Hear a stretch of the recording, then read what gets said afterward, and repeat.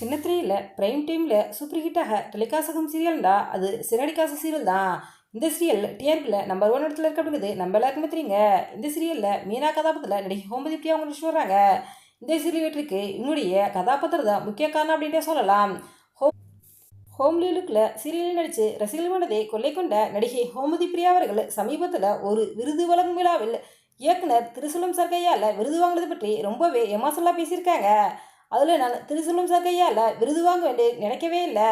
இந்த நிகழ்ச்சிக்காக கீழே உட்காந்துருக்கும்போது அவர் என்கிட்ட ரொம்பவே பேசிக்கிட்டு இருந்தார். உங்களை நான் எப்படி மிஸ் பண்ணேன்னு தெரியல அப்படின்னு சொன்னார். பொதுவாக திருசெல்வம் சாருடைய சீரியலில் தமிழ் பெண்களுக்கு தான் அதிக முக்கியத்துவம் கொடுப்பாரு. ஆனால் மதுரையை சேர்ந்த பெண்ணான உங்களை எப்படி நான் மிஸ் பண்ணேன்னு எனக்கு தெரியல திரும்ப திரும்ப அவர் சொன்னது எனக்கு ரொம்பவே சந்தோஷமாக இருந்துச்சு. திருசெல்வம் சார் அவர்கள் இயக்கத்தில் டெலிகாஸான கோலங்கள் சீரியலேருந்து இப்போது டெலிகாஸ் ஆகிட்டு இருக்கும் எதிர்நீச்சல் சீரியல் வரையும் நான் பார்த்துக்கிட்டு தான் இருக்கேன். அவரை எனக்கு ரொம்ப பிடிக்கும். என்ன அவரை பாராட்டினது எனக்கு ரொம்பவே சந்தோஷமாக இருக்குது. மதுரையில் ஒரு சின்ன கிராமத்தில் பிறந்து வளர்ந்து இப்போது சின்னத்திரையில் சின்ன சின்ன கேரக்டரில் நடித்து தற்சமயம் லீடு ஹீரோயினாக மாறியிருக்கேன்.